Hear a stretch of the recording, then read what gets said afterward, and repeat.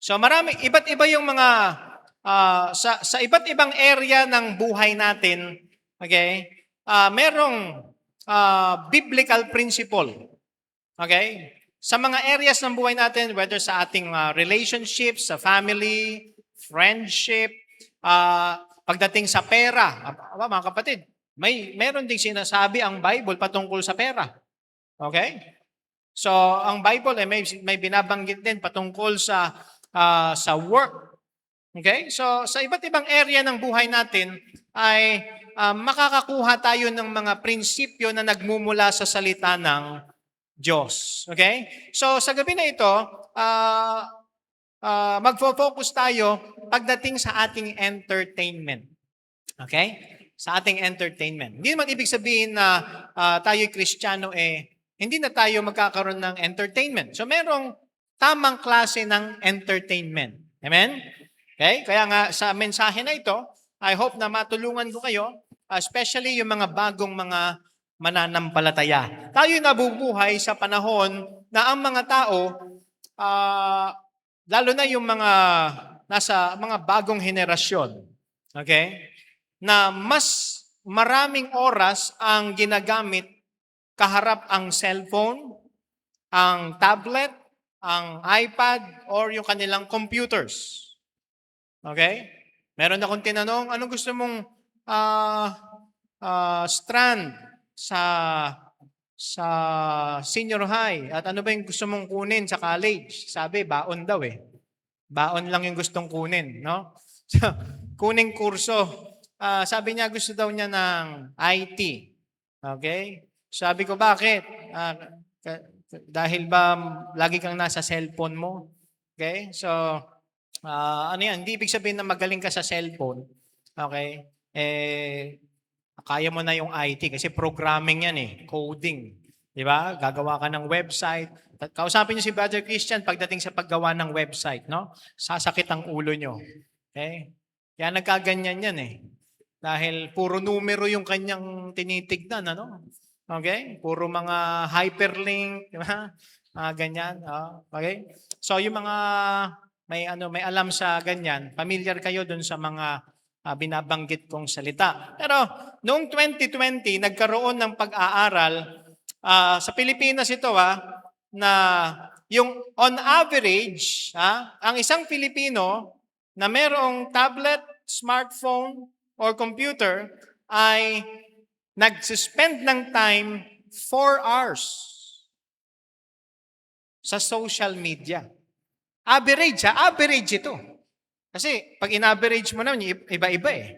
Pero on average, kada tao, 4 hours. At meron namang isa pang study na buong mundo naman ito, okay, yung mga tao, okay, 14%, lalo na nung pandemic time, kasi nung pandemic time, bawal lumabas. Ha? Ang nagreklamo lang dyan, si Kim Chu, di ba? Bakit bawal daw lumabas? Okay? So, maraming tao, nung pandemic time, 14%, okay, doon sa kanilang na kuhang mga respondents, 14% ay nag-spend ng time sa video games 3.5 hours to 4 hours every day. Okay? Mas lalo na ngayon. Di ba? Kasi merong mga PisoNet. Tapos, yung wifi ng kapitbahay, alam. Di ba? Kaya wantusawang internet, wantusawang games. So, merong pagdami. Yung paggamit ng smartphones ay dumami dahil nga lockdowns. Kaya naging modular nga, di ba? Sa mga nag-aral sa mga whether private or public school, modular. Online class. Pero habang nag-online class, dito sa isang screen, online class, dito, Call of Duty. Di ba? Habang nag-online class, hawak-hawak yung cellphone, nag-ML. Nagka-Clash of Clans. Okay? So, hindi makalabas yung mga tao eh. Okay? Pero nadala natin yung ngayon. Nakasanayan eh. Okay? So, dahil nga bored yung mga tao, so yun, mas maraming oras ang ginugol sa smartphones. Whether nagbabrowse sa internet, nagsuscroll sa social media, nakikinig sa music, naglalaro ng mga games. So, itong mga bagay na ito ay babagsak sa kategory ng entertainment. Okay? So, sa ating mga Kristiyano, ano ba yung pwedeng entertainment natin? Okay? Pwede ba tayong ma-entertain? Okay, wala namang masama sa entertainment. Okay? Pero, kung yung entertainment na yan ay kinukuha na yung oras natin para mag-pray, magbasa ng Bible, mag-spend tayo ng time in fellowship with God and other believers, then meron ng mali. Okay? So, tatanungin natin ang ating mga sarili ngayon. Okay? Kamusta yung ating entertainment sa mga nakaraang araw, sa nakaraang mga linggo, sa nakaraang buwan? Okay? Gaano kadaming oras ang ginugol natin sa cellphone natin ngayong araw na ito? Okay? So, pagdating dito sa entertainment, we are to choose differently. Okay? Ang pagpipili natin ay hindi katulad sa mundo. Nakakasunod pa kayo? Okay? Pagdating sa music, pagdating sa mga movies, sa mga games, okay, doon sa social media, yung mga tinitignan natin. So, iba ang panawagan natin mula sa Panginoon. Okay? So, titignan natin ngayong gabi. Okay? May 3 puntos lang tayo ngayon. Una, a different entertainment. So, a different entertainment. So, yung maling kaisipan, di ba? Natutunan natin doon sa Sunday school natin, di ba? Yung maling kaisipan, yan ay napupunta sa maling pakiramdam. At yung maling pakiramdam na yan, ano mangyari? Yan yung magdudulot ng maling kilos. Maling salita, maling kilos, okay? Na alam natin na tayo ay nagkakasala. Okay? So, kapag mali yung nasa isip, mali na rin yung feelings natin, yung puso natin, yung isip natin. Di ba? Okay? Parang pinaghihiwalay, ano? Okay? Kasi pag naligtas ka na, may Holy Spirit ka eh. Okay? At war, ang Holy Spirit, at war sa ating flesh. So, kailangan makita natin na yung thoughts natin. Kasi pagdating sa entertainment, okay, ano yan eh, pumapasok sa ating mata. Pumapasok sa ating tenga. Tapos, yan yung nakaka-influence sa ating thoughts. Kaya nga, kapag puro memes yung tinitignan mo, di ba? Ha? Puro memes. Oh, lahat na lang ng sasabihin mo, memes din. Okay? Di ba? Kung ano yung napapanood mo doon sa social media, yun yung naglalaro sa isip mo, yun din yung lalabas sa iyong bibig. Yun din yung lalabas sa actions. Dahil nakita mo na may ginagawang mga prank, di ba? Oh, dahil kakanood mo ng prank, ikaw nang pa-prank ka na din. Okay pa kayo? Nakakasunod pa kayo? Okay? So, kailangan maunawaan natin na yung thoughts natin ay totoo. And these thoughts are powerful. Kahit hindi natin nakikita yan, kahit hindi natin nasusukat, kahit hindi natin natitimbang. Okay? Powerful ang thoughts. Pero ang sabi dun sa 2 Corinthians chapter 10 verse 5. Ito mga kapatid ha, isang magandang verse ito na i-memorize natin kapag merong mga maling kaisipan na pumapasok sa ating isipan. Okay? So, saan nanggagaling yung maling kaisipan? Okay? Merong outside source yan. Sa mga napapanood natin, sa mga napapakinggan natin, musika, o kahit na kwento yan, di ba? Maapektuhan tayo eh. Pero anong sabi sa 2 Corinthians chapter 10 verse 5? Casting down imaginations and every high thing that exalted itself against the knowledge of God.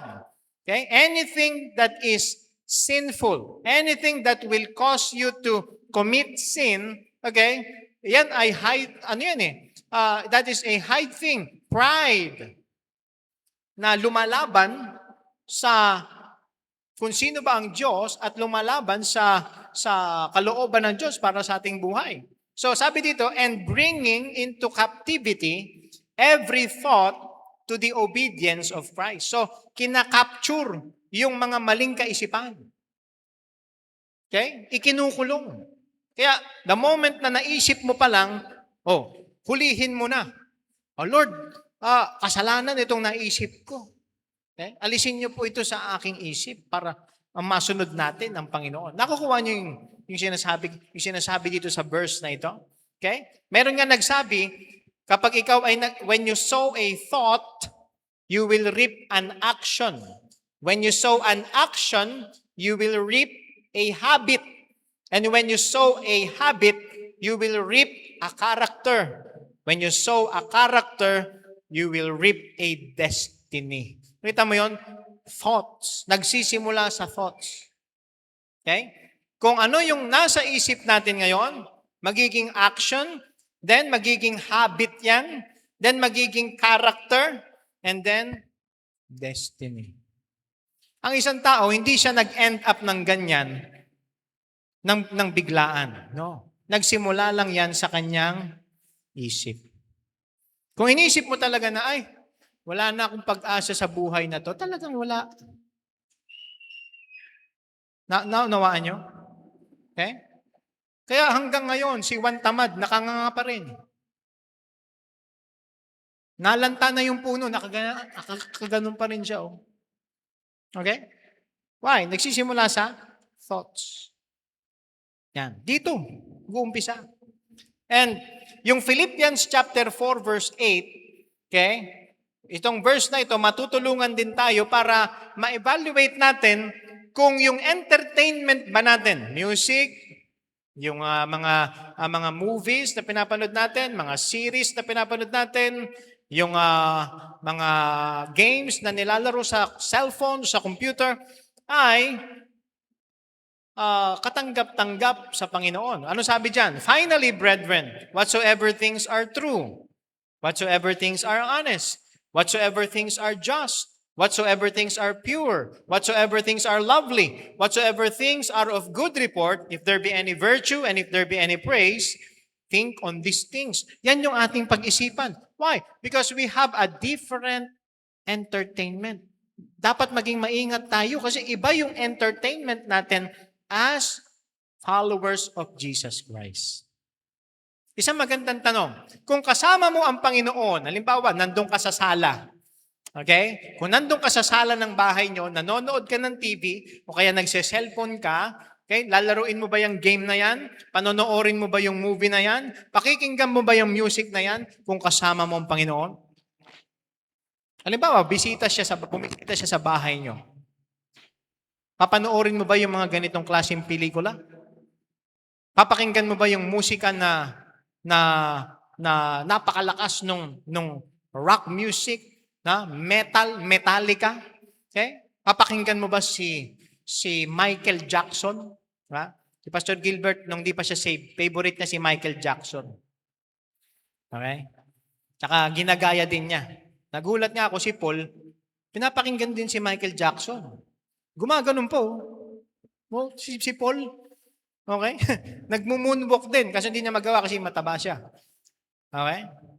Pero, isipin nyo, no? Yung entertainment Yung musika, iba ang musika ng isang Kristiyano sa hindi ligtas. So, binanggit dito, whatsoever things are true. Alam nyo, si Satan, he is a liar. He is the father of lies. At nais niya na makorrupt yung ating isipan sa pamamagitan ng mga kasinungalingan niya. Sa Garden of Eden nga, di ba, sabi niya, hath God said? Sinabi ba talaga ng Diyos? Okay? So, ang pag-isipan natin, things that are true. Ang Holy Spirit, siya ang magga-guide sa atin. The Holy Spirit guides us into all truth. Kaya kapag hindi totoo yung pumapasok sa isip mo, alam mo hindi yan galing sa Panginoon. Dapat i-reject mo yan. Dapat i-captivate mo na agad, hulihin mo na yan, ikulong at isurrender sa Panginoon. Okay?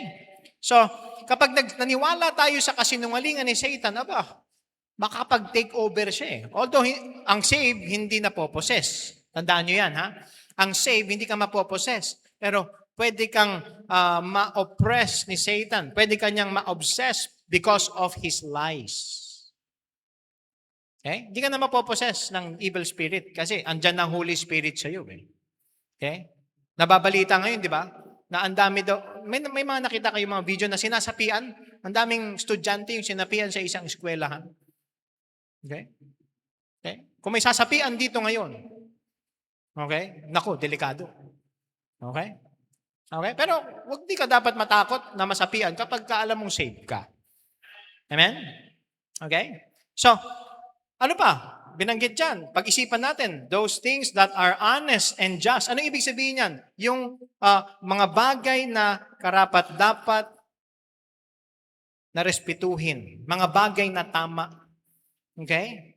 Mga kapatid, walang respectable sins. Tandaan natin yan. Walang respectable sins. Lahat ng kasalanan ayaw ng Panginoon. Okay? So, dapat ang isipin natin ay yung mga bagay na honest, just, ano pa? Pure. Ayan. May kinalaman yan sa moral purity. Okay? So, yung mga temptations, alam ko, may mga tao na inaatake ng kaaway. May mga temptations. Okay? Pagdating sa iyong moral purity. Well, si Satan, nais niyang sirain yung magandang ibinigay ng Diyos. Okay? Si Satan, yung magandang binigay, yung gift ng Diyos di ba? Yung isang lalaking, yung isang husband at isang wife, so binigay ng Diyos yung sex para ma-enjoy ng husband and wife. Pero si Satan, anong ginawa niya? Okay? Sasabihin ni si Satan, ginawa niya, sige, kahit hindi pa kayo kasal, gawin niyo yan. Okay? Dapat pang mag-asawa lang yan Dapat sa wedding night lang yan Okay? Sa marriage, context ng marriage. Pero si Satan, hindi, gawin niyo yan. At kung ano-anong perversion ang ginawa ni Satan, sige, pwede lalaki sa lalaki. Pwede babae sa babae. Satan has polluted, okay? Yung gift ng Diyos na maganda, sinira ni Satan. At alam natin, kung tayo ay naligtas na, alam natin yung mga bagay na pure. And we will stay pure. Amen? Okay? Sa mga young people, stay pure. Mga bagay na lovely, of good report. Okay? So, yan yung mga pag-isipan natin. Pero pagdating sa area ng music, mga kapatid, hindi tayo nalalayo dyan. Okay? Dapat pagdating sa pag-evaluate kung yung music ba na pinapakinggan natin, tanungin din natin, is it true? Is it honest? Is it just? Is it pure? Is it lovely? Is it good report? Meron bang excellence dyan? Anong sabi sa Psalm 40 verse 3? Buksan niyo yung Bibles niyo. Psalm 40 verse 3. Psalm 40 verse 3. Ano sabi dyan? And He hath put a new song in my mouth. Pag naligtas ka na, there is a new song na binigay ang Panginoon sa atin. Even praise unto our God. Many shall see it and fear and shall trust in the Lord. So mga kapatid, yung ating musika na pinakikinggan, yung musika na ating inaawit, mga kapatid, nakikita yan ng mga unbeliever. And testimony din natin yan. Hello? Merong isang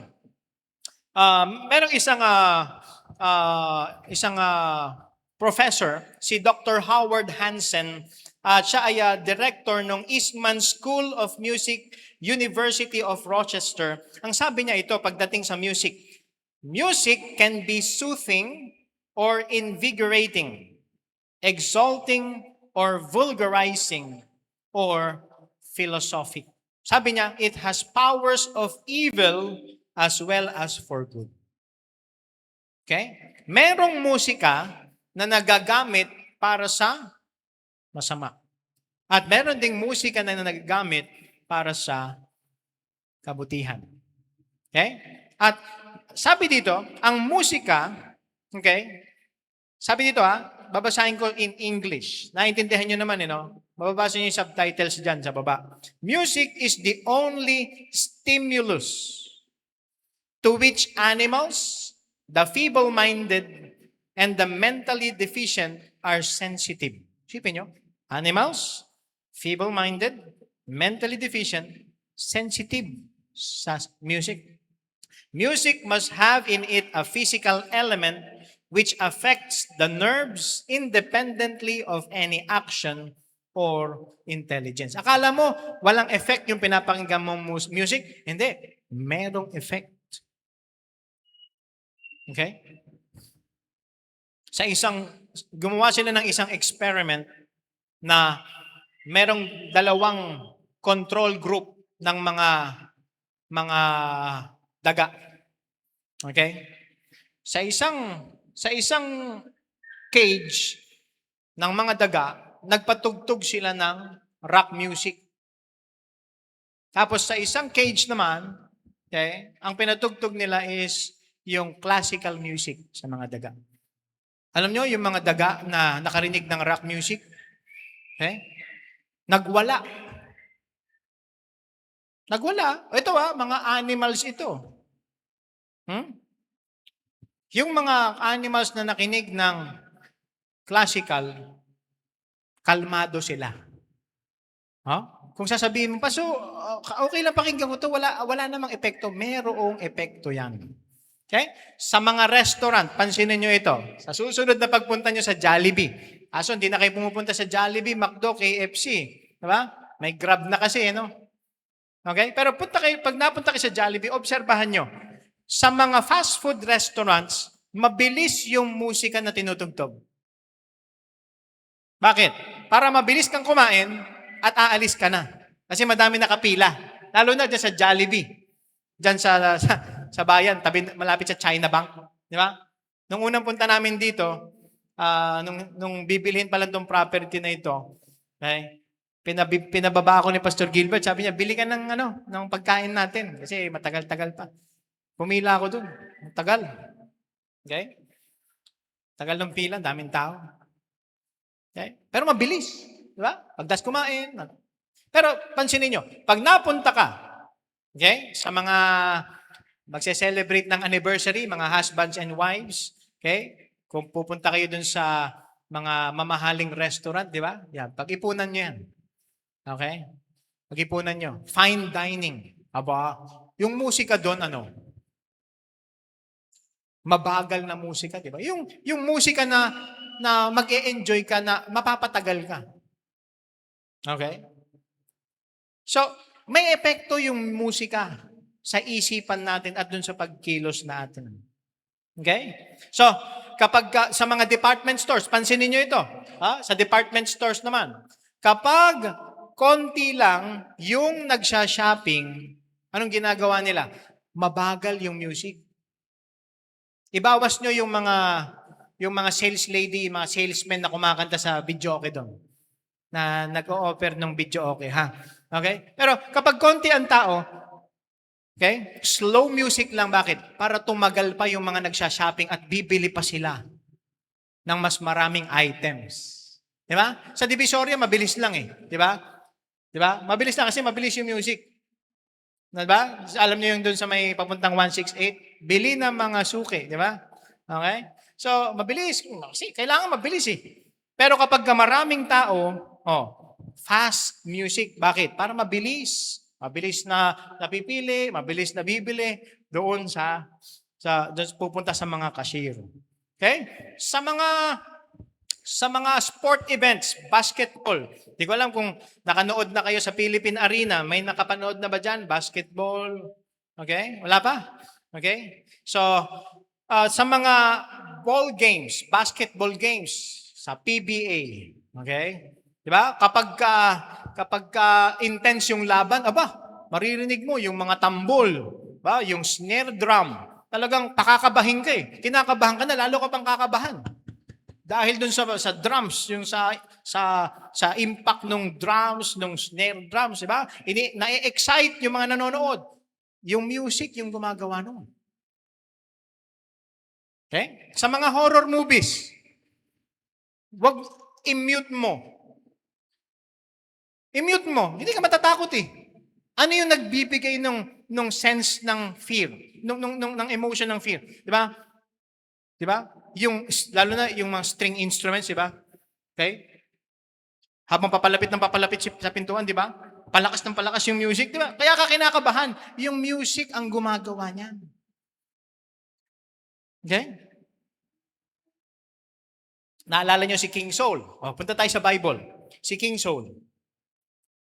Pagka siya ay na-oppress nung isang evil spirit, kapag natotrouble siya nung isang evil spirit, anong ginagawa ni David? Tumutugtog siya ng harp. At nakakalma si King Saul. Kaya mga kapatid, okay, ang music, okay, merong worldly kind of music at meron ding godly music. Okay? Ang worldly music, okay, ito ay umaapela sa flesh, sa external elements ng isang tao. Okay? Ang worldly music, ine-encourage ang isang tao, okay, na gawin yung mga bagay na makamundo. Yung worldly music, ang makikita natin sa mga worldly music, okay, is yung rebellion. Rebellion. Yan ang pinopromote. Pag pinag-aralan nyo maigi yung wordings ng mga songs, kasi minsan, kinakanta mo na lang, pinapakinggan mo unknowingly, pero yung message ng song, kasi tandaan nyo ito, okay? Lalo na pag may lyrics yung mga song, mas mahalaga yung lyrics yan eh. At ano ba yung mensahe ng lyrics? Ang worldly music, ang pinopromote, rebellion. Worldly music, ina-accompany yan ng drums. Okay? Diba? Electric guitars. Okay? Mga body gestures, kaya nga sumasayaw eh. Okay? Diba? Sumasayaw. Mga body movements na alam nating hindi kaaya-aya. Hindi nakikita ang holiness. Okay? Ang worldly music, sinasatisfy yung emotions natin.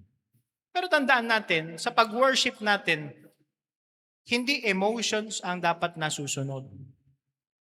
Okay? Kung hindi ang Panginoon. Okay pa kayo? Now, ang godly music naman, ano to? Ang godly music, nagmi-minister ito sa ating inner man.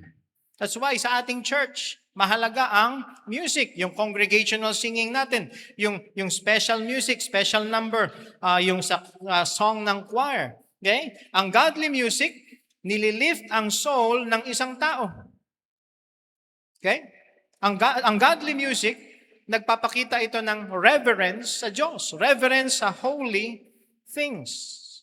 Ang godly music ay ina-accompany ng mga instruments na nagpapakita ng order. Okay? At mga instruments na nakikip yung sanctity ng song. Kaya nga yung piano, di ba? Meron tayong violin, merong flute. Minsan nga lang yung mga violins yung tunog, di ba? Okay? Okay, mag-improve din 'yan. Okay, balang araw, mag-improve din 'yan. Okay?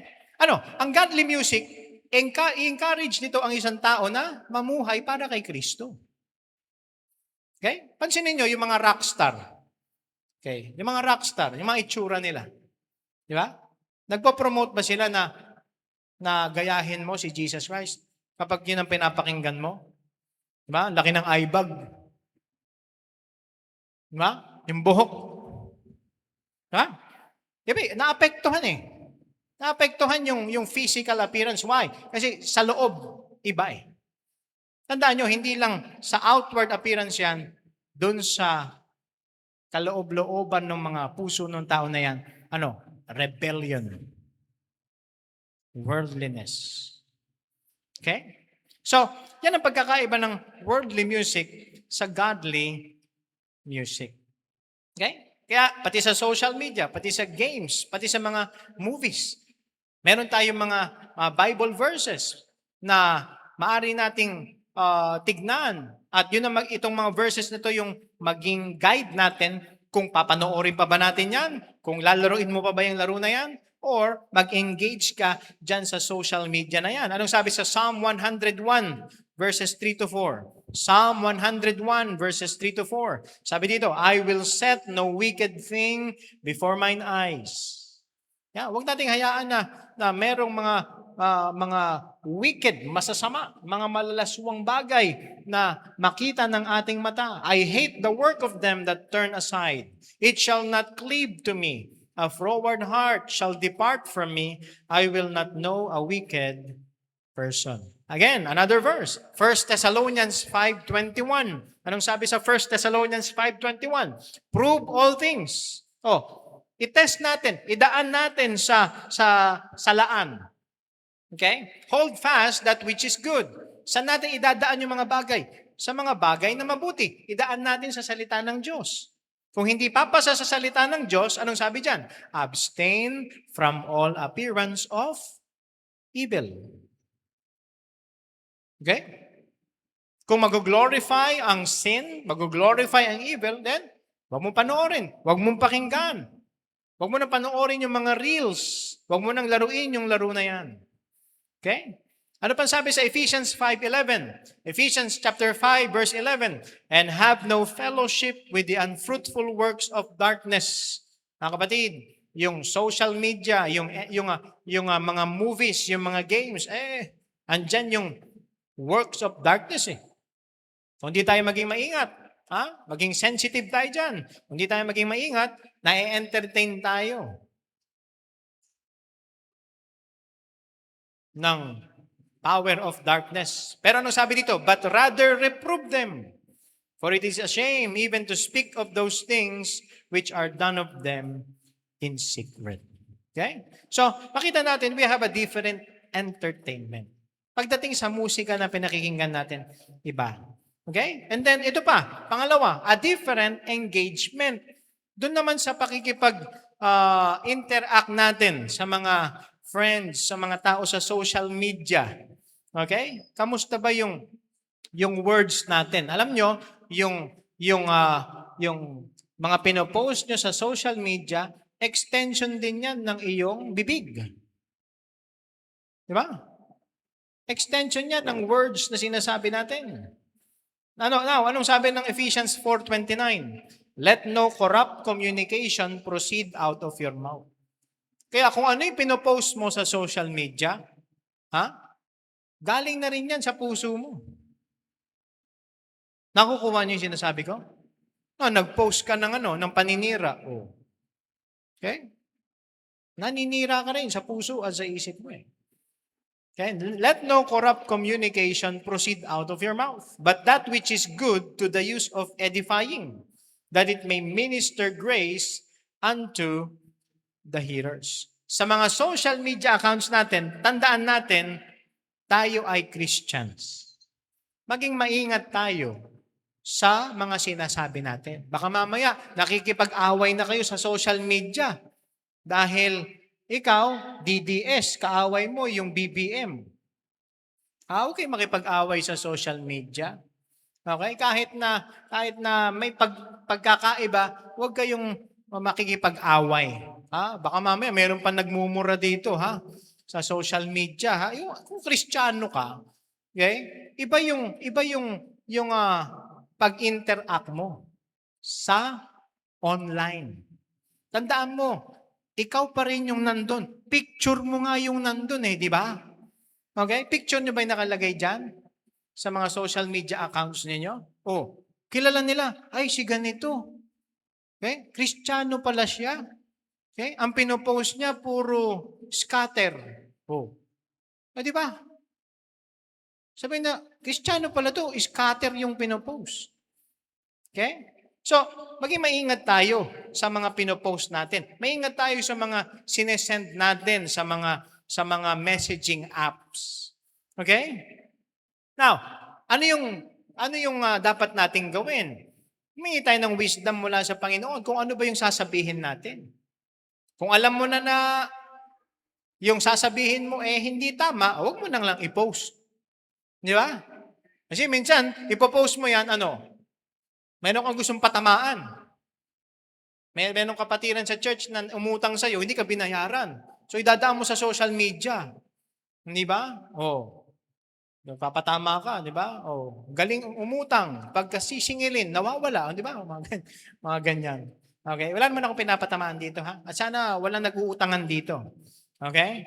Now, ano sabi sa Psalm 19:14? Let the words of my mouth and the meditation of my heart be acceptable in thy sight, O Lord, my strength and my Redeemer.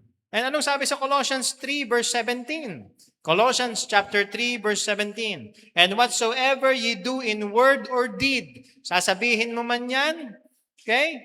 Personally, magpo-post ka, magsisend ka ng message, do all in the name of the Lord Jesus, giving thanks to God and the Father by Him. Ano man ang sasabihin mo? Okay? Either by your own mouth or through your social media, messaging apps, tandaan mo, dala-dala mo ang pangalan ng Panginoon. Okay? Magre-reflect eh. Yung words natin, sa kung ano yung sinasabi natin na Christian tayo. Okay? Now, paano natin gagawin ito? Pastor, ang hirap. Lalo na kapag yung bugso ng damdamin ba? Di ba? Parang dun sa impeachment trial ngayon, di ba? Di ba? Si Matibag, di ba?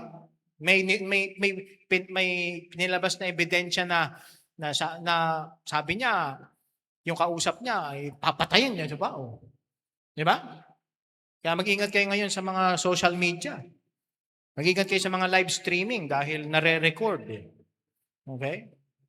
Baka makasuhan ka, baka ma-impeach kayo. Kapag na-record tapos narinig, ano? Okay? So, ano bang gagawin natin? Hindi natin to kaya sa sarili nating lakas. That's why there is a different empowerment. A different empowerment. Ephesians 5:18 and 19. Familiar na kayo sa verse na ito. Ano sabi dyan? And be not drunk with wine wherein is excess, but be filled with the Spirit. Ito ay command ng Diyos. Okay? So, lahat tayo dito, kino-command ng Diyos to be filled with the Spirit. Ano ibig sabihin itong be filled dito? Patuloy na tayo ay mapuspos. Hindi lang ito one-time event. Okay? It is a continuous event, a continuous process na nangyayari sa buhay ng isang Kristiyano. Hindi tayo magpupuno, kundi ang Holy Spirit. Okay? Ang ibig sabihin nito, controlled tayo ng Holy Spirit. Constantly. Okay? Continually controlled by the Holy Spirit. Kaya nga, ang isang Kristiyano na puno ng salita ng Diyos, controlled ng Holy Spirit, anong pinapakita ng Bible dyan sa Colossians 3:16? Buksan yung Bibles nyo, Colossians 3:16. Okay? Kapag tayo ay puspos ng banal na Espiritu, pag tayo ay puno ng salita ng Diyos sa ating isipan at sa ating puso, ito ang mangyari. Let the word of Christ dwell in you richly in all wisdom. Okay? Pag sinabing dwell in you richly, ibig sabihin yan, at home ang salita ng Diyos sa buhay natin, sa puso natin. Ang tanong, ang word of God ba at home sa atin? Binabasa ba natin ang Bible? O baka home alone? Napanood nyo na yung Home Alone? Tuwing Pasko na lang naiiwan siya. No, yung bida. Ha? Baka mamaya, ang Bible natin, pinapabayaan natin, at umaasa lang tayo sa sarili nating talino. No. The Word of God must dwell in us richly in all wisdom, teaching and admonishing one another in psalms and hymns and spiritual songs, singing with grace in your hearts to the Lord. Kaya nga, ang context ito sa local church, sa church natin, okay? Kapag tayo umaawit sa congregational singing, we are teaching each other. Hindi lang yan basta-bastang kanta. Pastor, bakit ba tayo kumakanta? Hindi lang yan preliminary. That is a time na tinuturuan natin ang isa't isa doon sa mga mahahalagang katotohanan mula sa salita ng Diyos. Kasi yung pinagbasihan ng mga hymns, okay? Yung Psalms, makikita natin sa Book of Psalms. Yung hymns, okay? Nagmula din yan sa salita ng Diyos. And spiritual songs. Okay? Mga songs na expression ng Bible truth. Okay? Na kinompose ng mga authors katulad ni Fanny Crosby na nagsulat ng Blessed Assurance. Diba? Ang ganda ng awitin eh. Blessed assurance, Jesus is mine. Oh, what a foretaste of glory divine. Diba? Ang ganda ng mensahe ng mga awitin na ito. Okay? Psalms, hymns, spiritual songs. And these songs, dapat inaawit natin in a gracious way. Amen? Okay? Kaya, whether ikaw ang kumakanta o pinakikinggan mo, maging maingat na tayo. Ang pakinggan natin yung mga songs na ang Diyos ang may tataas. Hindi yung ating flesh. Hindi yung ating emotions. Kung hindi, yung songs na acceptable sa Panginoon. Okay? May mga nagsasabi na, yung awit na ito, di ba iniisip ng iba, yung awit na ito kakanta muna tayo para ma-feel tayo ng Holy Spirit. Hindi po. Nauuna muna ang feeling of the Holy Spirit sa kakakanta. Okay? Sasabihin pa, let us feel the presence of the Lord. Hindi. Okay? Hindi yung song ang mag-i-invite dahil ang Holy Spirit ay nasa iyo, filled ka ng Holy Spirit, then you will sing. You will praise the Lord. You will worship the Lord in the beauty of holiness. Ang question sa atin ngayong gabi, inaalaw ba natin ang Holy Spirit at ang Word of God na impluwensyahan ang entertainment natin? Nakikita ba yung testimony natin ng mga unbelievers na kakaiba siya? Kakaiba yung salita niya. Kakaiba yung musika niya. Okay? Then may tuturo natin sila sa Panginoon. Okay? Sabi nga ni Pastor Paul Chappell, hindi natin makikita ang puso ng isang tao, pero makikita yung liwanag. Okay? Now, kapag may mga bagay tayo na kino-compromise sa buhay natin, pag inalaw natin ang sin sa buhay natin, hindi natin i-confess, lalabo yung liwanag. Magiging sagabal yan, hindrance sa effectiveness ng testimony ng isang Christian. Kaya nga sabi sa Matthew 5:16, let your light so shine before men, that they may see your good works and glorify your Father which is in heaven. Nag-glorify ba ang Panginoon sa ating entertainment?